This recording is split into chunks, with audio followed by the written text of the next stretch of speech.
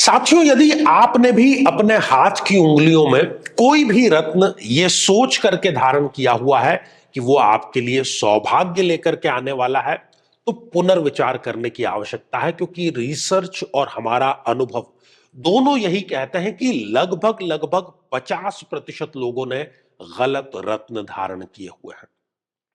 और साथ ही आज हम जानेंगे कि विपरीत राजयोग की एग्जैक्ट अवस्था सिंह लग्न में क्या होती है।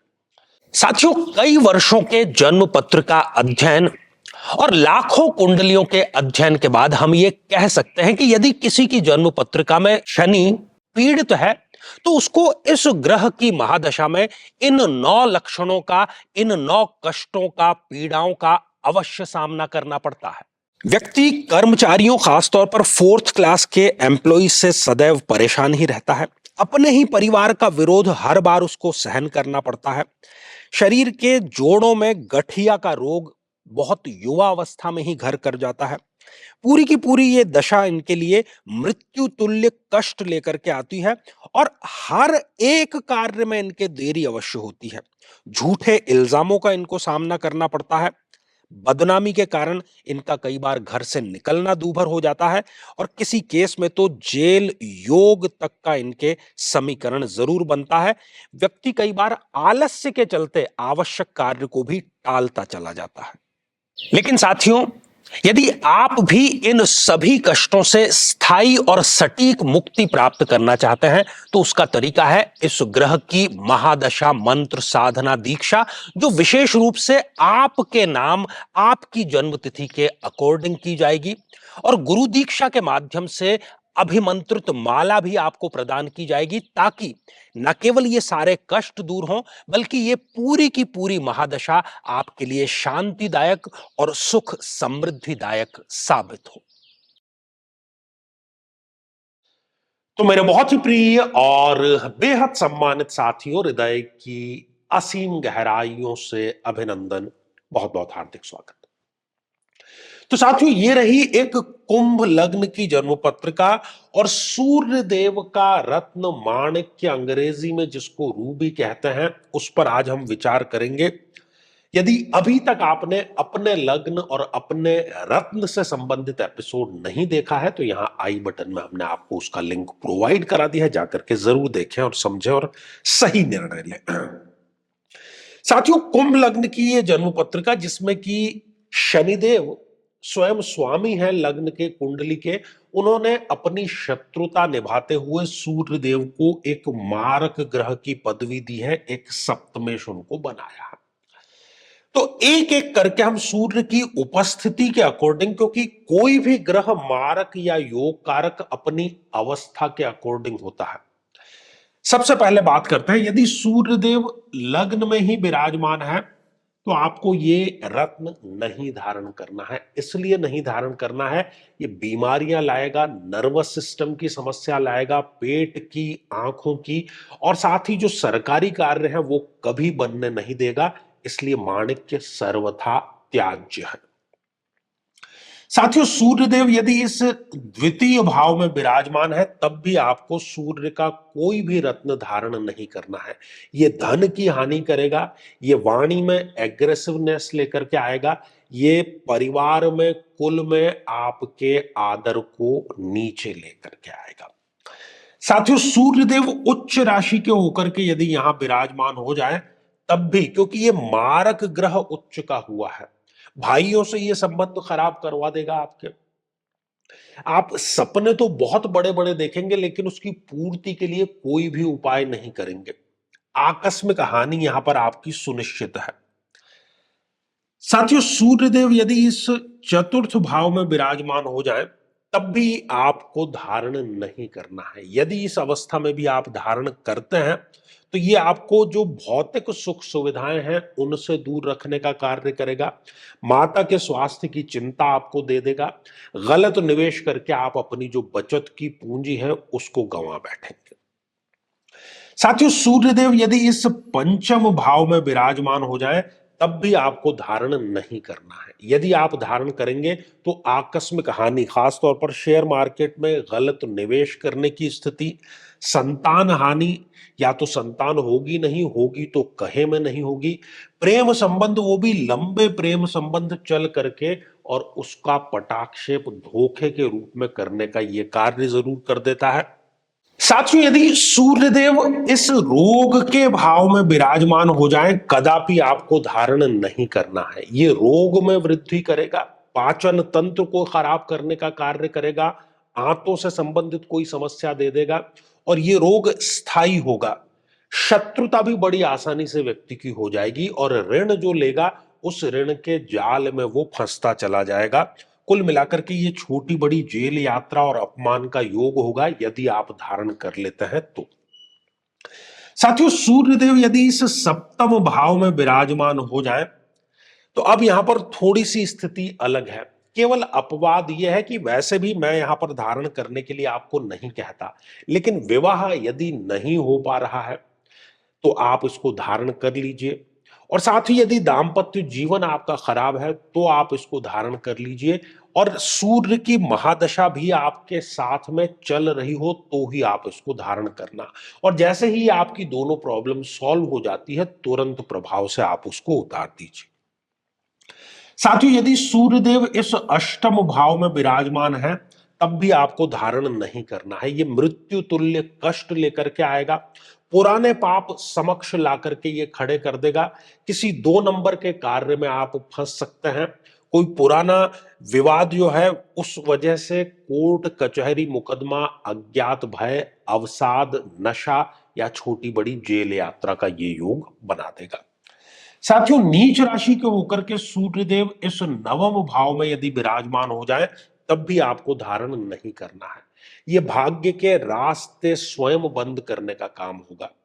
ये भाग दौड़ तो कराएगा, लेकिन रिजल्ट आपको प्रदान नहीं करेगा। साथियों, सूर्यदेव यदि इस दशम भाव में विराजमान हो जाए, तब भी आपको यह धारण नहीं करना है। यदि आप इसको धारण करते हैं तो ये पद जिस पर आप अच्छा खासा कार्य कर रहे हैं, उससे हटाने का कार्य करेगा। जीवन में अनुशासनहीनता लेकर के आएगा, पिता से अनबन लेकर के आएगा। इसलिए ऐसी स्थिति में आपको धारण नहीं करना है।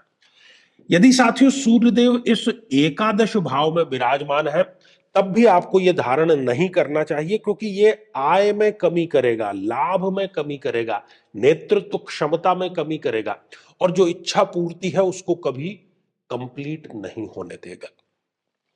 साथियों, सूर्यदेव यदि इस द्वादश भाव में विराजमान हो जाए, तब भी आपको यह धारण नहीं करना है। यदि इस परिस्थिति में आप धारण करते हैं तो यह खर्चों को बढ़ाएगा, प्रौढ़ अवस्था के वृद्धावस्था की जो बीमारियां हैं उसको बढ़ाएगा। विदेश संबंधों का कोई कार्य आप करते हैं, उसमें यह आपके कमी लेकर के आएगा। छोटी बड़ी जेल यात्रा और वाद विवाद को यह बढ़ावा अवश्य दे देगा। तो साथियों, हमने देखा कि कुंभ लग्न की इस जन्म पत्रिका में सूर्य जो कि अति मारक ग्रह है, उनका रत्न कभी व्यक्ति को धारण नहीं करना चाहिए। एक अपवाद की स्थिति बताई है, वो भी आप अपनी कुंडली का कंसल्टेशन किसी विद्वान से करने के बाद ही आप निर्णय लीजिएगा। तो साथियों, श्रृंखला ये हमारी आगे भी जारी रहेगी। अब समय है आज के हमारे कमेंट को शामिल करने का।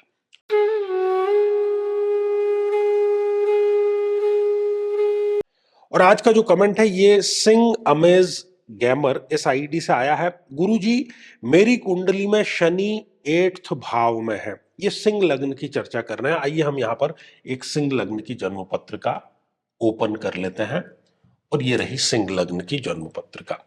तो शनिदेव आपने कहा कि ये अष्टम भाव में विराजमान है, ठीक है। और सूर्य द्वितीय भाव में है। सूर्य यहां पर द्वितीय भाव में विराजमान हो गए हैं। तो विपरीत राजयोग बनेगा क्या, और राशि तुला है। साथियों, यहां पर दोनों शर्तें पूरी हो रही है कि 6, 8, 12 अर्थात तो त्रिक भाव का जो स्वामी है वो कहीं ना कहीं त्रिक भाव में ही हो। तो छठा जो कि एक त्रिक भाव है, इसके स्वामी शनिदेव इस अष्टम भाव में विराजमान हो जाते हैं। पहली शर्त पूरी हो गई। दूसरी शर्त यह है कि सूर्य जो कि लग्नेश है वो अच्छी अवस्था में हो। ये बहुत अच्छी तो अवस्था नहीं है, लेकिन फिर भी ये ठीक अवस्था है, सेकंड हाउस में यहां पर विराजमान है।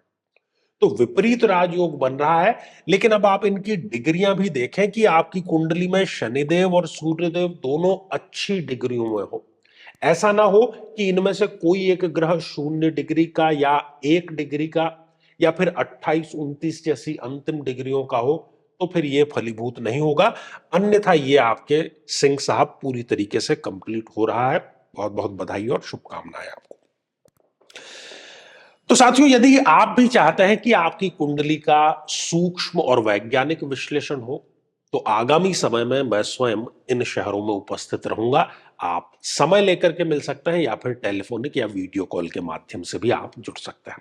और यदि आप चाहते हैं कि आपके किसी एक प्रश्न का निःशुल्क मार्गदर्शन किया जाए, जो कि हमारे इसी चैनल पर प्रति शनिवार दोपहर 3 बजे हम लेकर के आते हैं, परंतु उसमें शामिल होने के लिए आप हमारे इस वीडियो को हाइप कीजिए और उसका जो स्क्रीनशॉट है वो दिए गए व्हाट्सएप नंबर पर भेज दीजिए।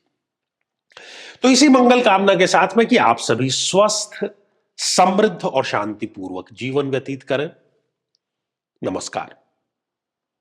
साथियों, कई वर्षों के जन्म पत्र का अध्ययन और लाखों कुंडलियों के अध्ययन के बाद हम ये कह सकते हैं कि यदि किसी की जन्म पत्रिका में राहु पीड़ित है, तो उसको इस ग्रह की महादशा में इन 9 लक्षणों का, इन 9 कष्टों का, पीड़ाओं का अवश्य सामना करना पड़ता है।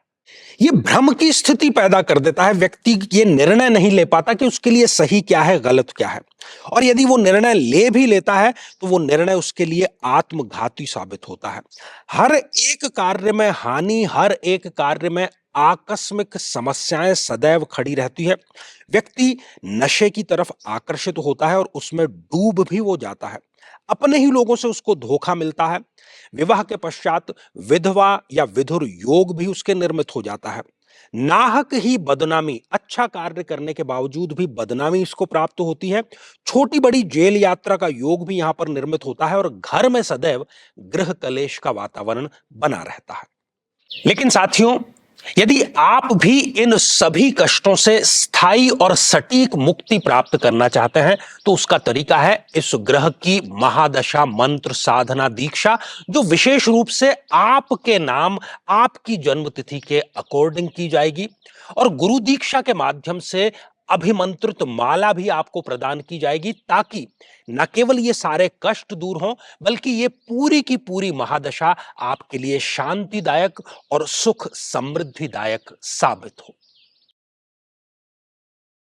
साथियों, कई वर्षों के जन्म पत्र का अध्ययन और लाखों कुंडलियों के अध्ययन के बाद हम ये कह सकते हैं कि यदि किसी की जन्म पत्रिका में केतु पीड़ित है, तो उसको इस ग्रह की महादशा में इन 9 लक्षणों का, इन 9 कष्टों का, पीड़ाओं का अवश्य सामना करना पड़ता है।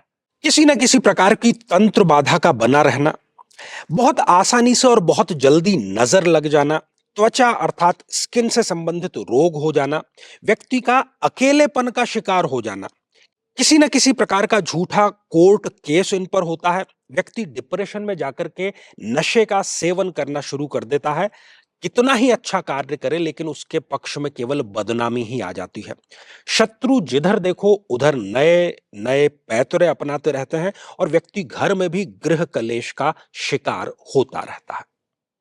लेकिन साथियों, यदि आप भी इन सभी कष्टों से स्थायी और सटीक मुक्ति प्राप्त करना चाहते हैं, तो उसका तरीका है इस ग्रह की महादशा मंत्र साधना दीक्षा, जो विशेष रूप से आपके नाम, आपकी जन्मतिथि के अकॉर्डिंग की जाएगी। और गुरु दीक्षा के माध्यम से अभिमंत्रित माला भी आपको प्रदान की जाएगी, ताकि न केवल ये सारे कष्ट दूर हों, बल्कि ये पूरी की पूरी महादशा आपके लिए शांतिदायक और सुख समृद्धिदायक साबित हो।